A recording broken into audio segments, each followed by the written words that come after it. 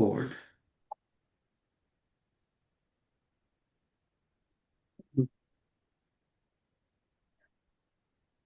بسم الله والحمد لله والصلاة والسلام على رسول الله وآله وصحبه ومن والاه. السلام عليكم ورحمة الله تعالى وبركاته.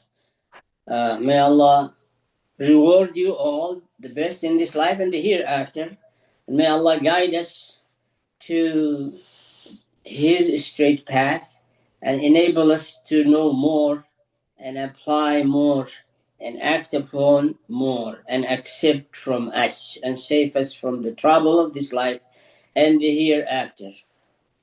As you probably have seen the note or not, it was maybe late, but the topic of today is basically continuation to what we have discussed last week.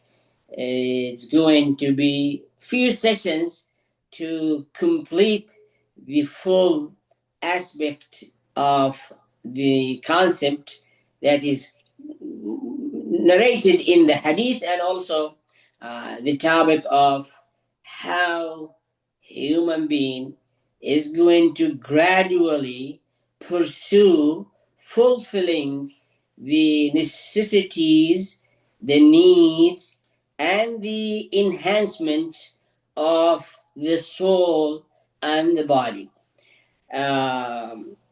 Today, the short title is From Gratitude to Gratification. Through the journey, when we look through the journey from the beginning, where human being was basically barefoot, clothesless mostly, and then become shepherd, and then become a farmer, and then become an employee in the industrial phase, and then become basically a consumer in the technology and advancement nowadays we have. So this phase is basically shaped by several factors and has many consequences on the mindset of human being, and also on the social structure, and also on value system. The Again, when we look to the Quran, basically big chunk of the Quran is showing us the right way to fulfill the needs and the necessities and the enhancements of these two components of human nature, the duality of human nature, which is how to pursue fulfillment of the body needs and necessities and enhancement, and also how to pursue the other part, which is the soul. Everywhere you go into the Quran, this discussion start with this. Allah saying, I put this, I arranged this, I made this, I deposited this, and you are to go into basically extract the resources that is basically given access to you to extract and use and benefit and grow and move in a balanced way where both elements are being nurtured. So we're going to start with the mindset. Now I cannot go. They are Bedouin, shepherd, agriculture, industrial, technology. Five different mindsets being evolved through moving from one stage to another stage. I'm not going to go through all of this. I'll take only one example. The example is look to agriculture, farmers. The way their mindset is believing that resources are abundant because they take just small amount of grain on seeds and put it in this fertile land as big as they want, and the return is just, there is no way you can count it. You cannot basically relate it to how much you put. You put maybe half a ton of seeds, but you gain hundreds of tons and harvest, whether grain, whether it is wheat or corn or whatever it is. So that made the mindset that resources in the nature is abundance. And then, therefore, be kind, generous, confident, hopeful, but work hard. Uh, this is a contrast totally to the industrial phase, where there are resources, basically system. We put something and then processed, and there is outcome. So if you are going to manufacture cars or whatever manufacturing or in the industry, the basically things that's been put in, they are proportionally related to the outcomes, not like farmers, where there is no proportional ratio between the outcomes and the input. And the process in the farming field, it's just you don't do much. I mean, it is rain and you maybe put some fertilizers and protect it, very limited things, and the process, nature does it. And the arrangement God made it doing the process. Within 6 months, you see the wheat already turning to golden color and then ready to be harvested. When you go to the factory, to the it is the other way around. You have a raw materials being put, then a lot of laborers and a lot of processes, a lot of machines, a lot of things to be added to that resources and processed, and then you have the outcome. So the way they look at it, it is a basically calculated very well. You put here 5, you might get here 10 or 15 or 13, or it is not unlimited just what you do in the farming. And they have a stick to these two words: efficiency and effectiveness. That is, it doesn't exist in farming. Efficiency, what you call talking about? The things that you consume, the things you start with, very limited, and the outcome unlimited. You can say unlimited. It depends on how big the land and how the rain and how the season is and how other conditions, but almost unlimited outcome. These two contrast, making the world of thinking of today, making the mindset of human of today. They have abandoned the mindset of farming with the belief that resources are abundance, and they are adopted and convoluted into the industrial mindset, where everything is in a state of scarcity and limited, and you have to stick hard into the efficiency principle and the effectiveness. What is the consequences of this? There are many, but I'm going to go to one.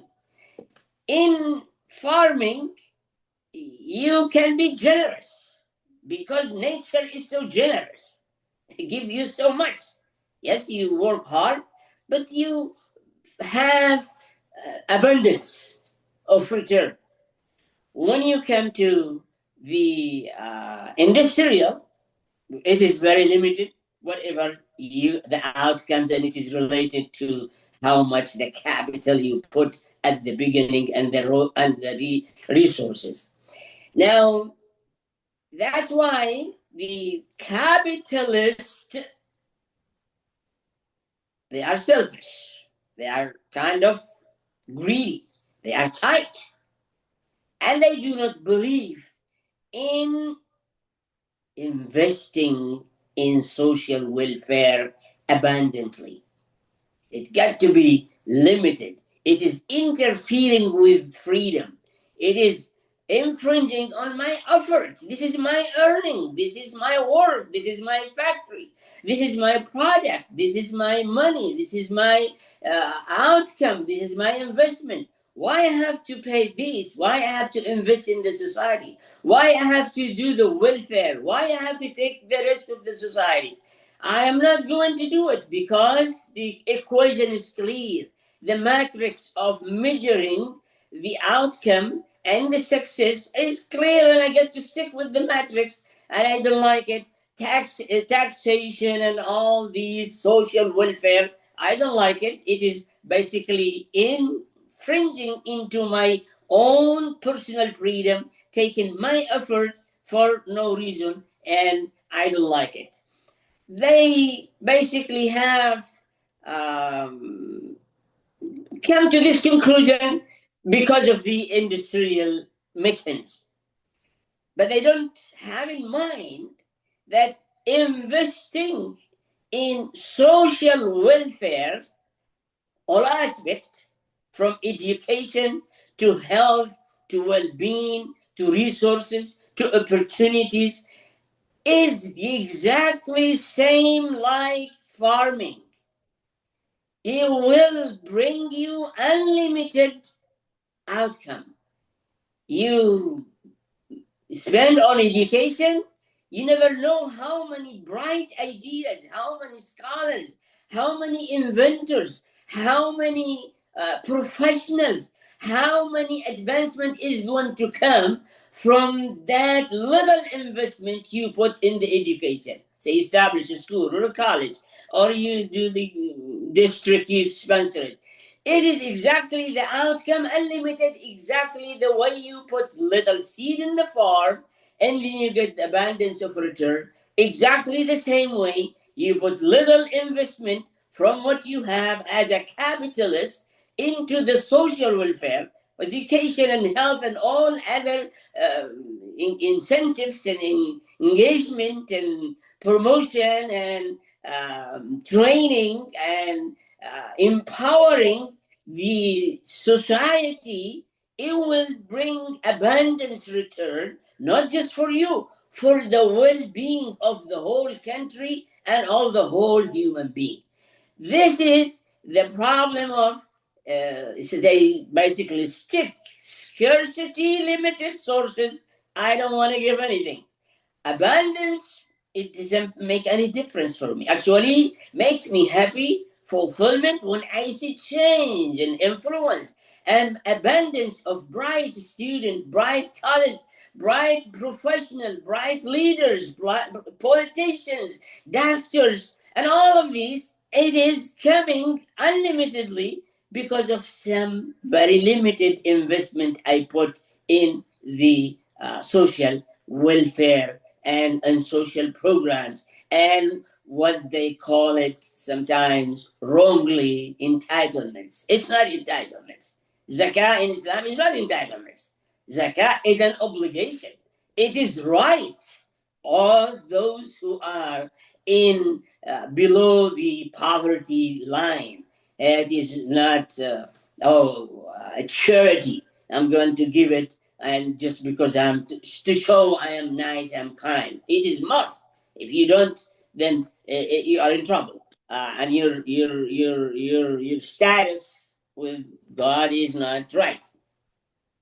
So now I think I gave you the schedule, uh, the mindset of Bedouin, the orientation, basically survival and community. That's how they view the world. Nature is harsh but provides limitless. How they have the perspective of time. They focus on cycles. Cycles, here the summer, here the winter, here the season for harvesting, here the season for seeding, here the season for. So it is cyclic. And also the self-concept, it is basically focused on kinship and honor. Core values, loyalty, resilience, and traditions. That is the Bedouin. When you go to the shepherd, basically, they get to be pioneer and take risk. Every day they have to explore different land for grazing and for exploring and for multiplying the outcome of the milk and the animals and reproduction and all of this. How they view the world, possibilities with the challenges.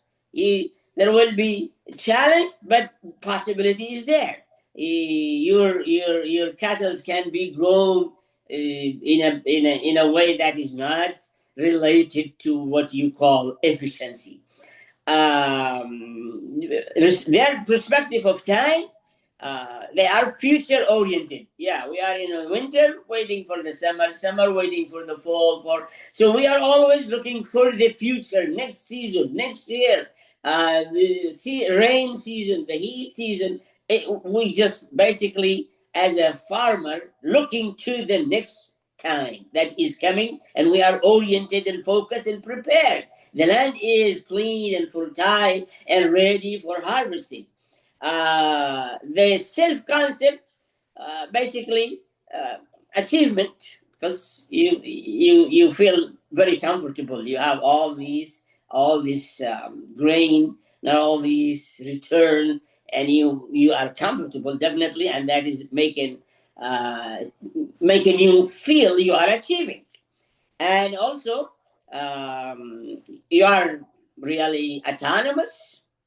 Then it is your land and your time and your effort.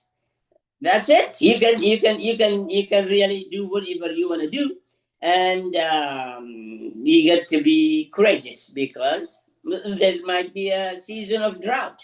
You are prepared, and you are going to go through it, and you maybe sometimes the feed for animals just become very scarce, and then you have to find an alternative to get the animals basically survive and grow through the hardships. And so agriculture, industrial, and tech, this is in the table with you. At the time of, as we say, industrial, it is efficiency and order and organization.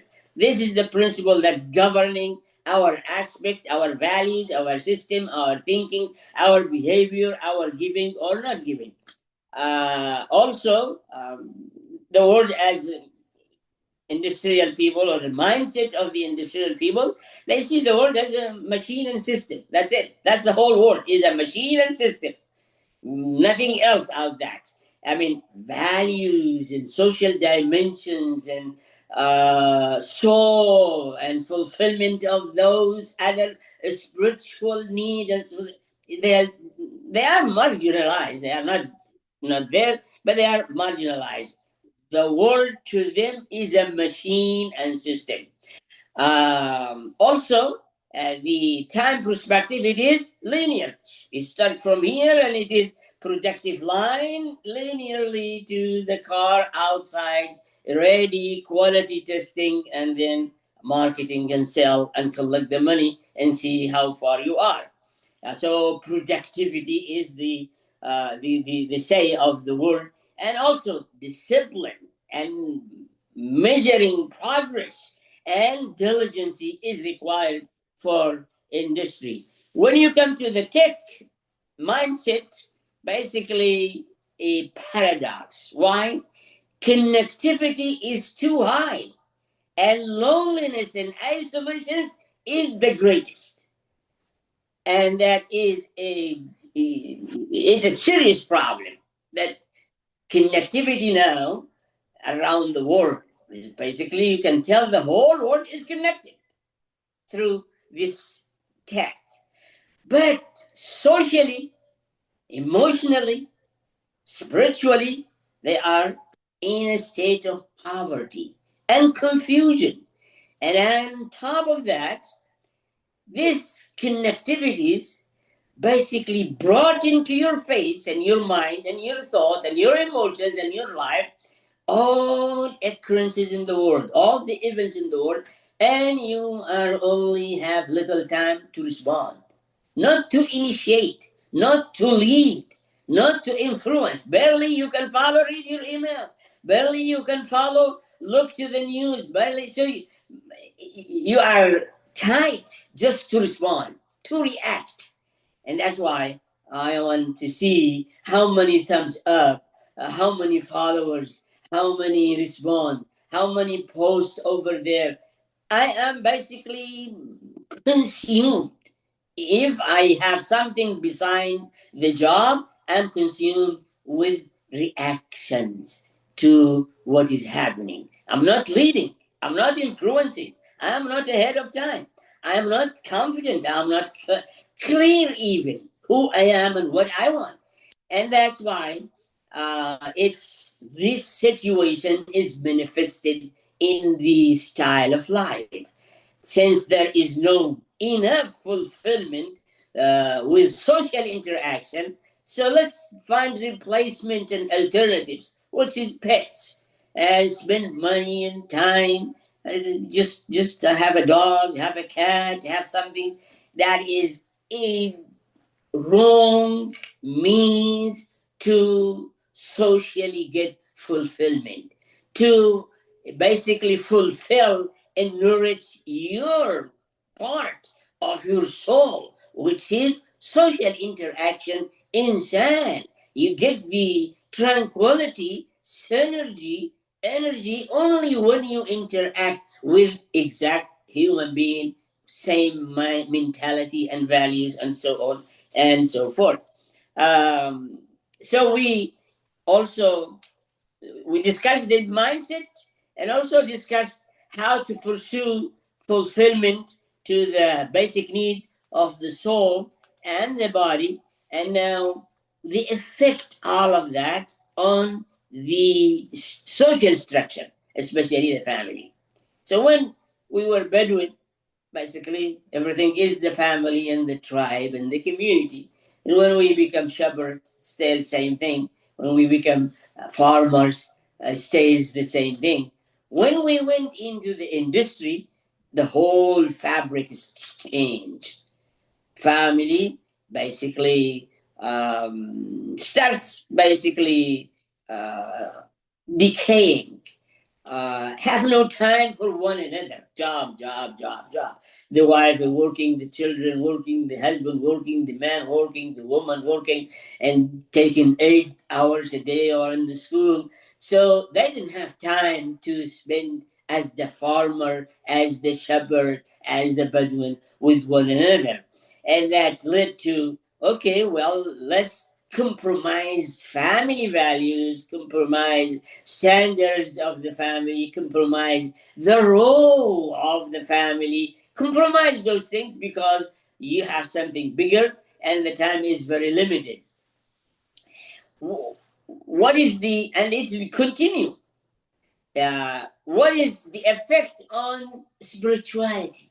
Well, the first thing happened, separation. Take religion outside life. And then more advancement is still outside, but there is an interference. So what we need to do, not just separation, we need to put the religion in a cage it. Okay, here the church, here the house of worship, here the spiritual activities, and that is the cage. Can't go beyond it. It's still not enough. So what happened? Especially Marxism and all this extreme materialism led to what? From basically from separation, isolation, imprisonment to execution. Get rid of the religion. That's it. The only solution you can do is get rid of the religion. It just don't consider it in the equation. Don't put it as a number of the life equations. leave it alone, have nothing to offer it, have no resources, have no nourishments, have no system, have no measurements, have no ideas on success or failure, no efficiency, effectiveness, no abundance, no scarcity, all of these basically thrown away. And that's why from separation to basically imprisonment and then to uh, execution. Deen now is persecuted everywhere in all aspects. It's the source of problem, whether Muslims or non-Muslims. So we want to basically not just ostracize it. We need to eliminate it if we can, and let people free. That's what they think. Let people free, and that is where we are, and that is what happened. Where with that, the soul has become sick, ill, unhealthy, in state of poverty. But it is part of you. How can you imagine life based on human being naturally has two major elements. They compromise and complement one another. You come just like you have two legs. You come to the view of life, view of the world, say one leg got to be eliminated. And you have to walk only on one leg. And that leg is just the body. And you know what are the consequences? It is what is going on around the world from the confusions, even who I am. People, as you can see, they try to express their confusions with the dress, with the dyeing hair, with the skin purses, with different crazy clothes, with all of these loud music, drinking, alcohol, bars, all of this expression of I don't know who I am. Listening to the music is a very good evidence that music express who I am. It resonates with my feeling, agony, pain, love, suffering, divorce, fragmented family, fight, court, all of these songs basically resonate with what is emotionally inside this human being. So, what is the solution? This is going to be the main topic of the next session. We should have long time ago been aware of this and awakened of this. And once we moved from one phase to another, we cannot abandon and remove and ignore any of these elements.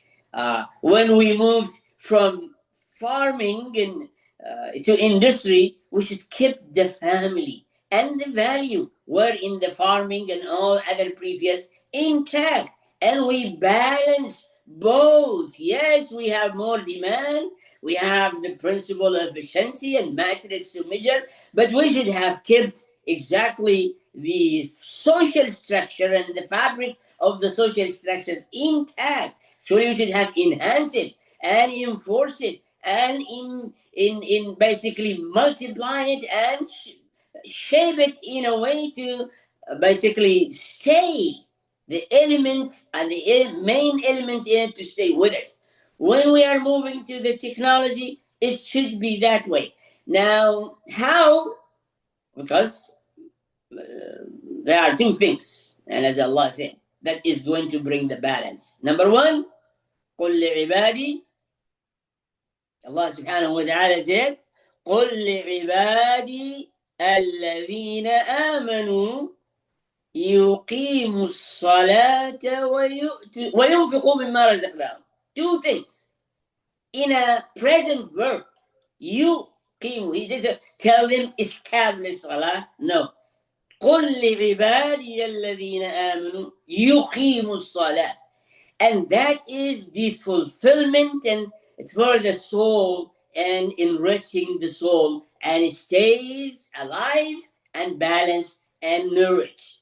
And وَيُنْفِقُوا مِمَّا رَزَقْنَاهُمْ. That is the fulfillment of the body and the industry or the job or the efficiency or the social investment or education or health or any social need. These are two pillars in Islam.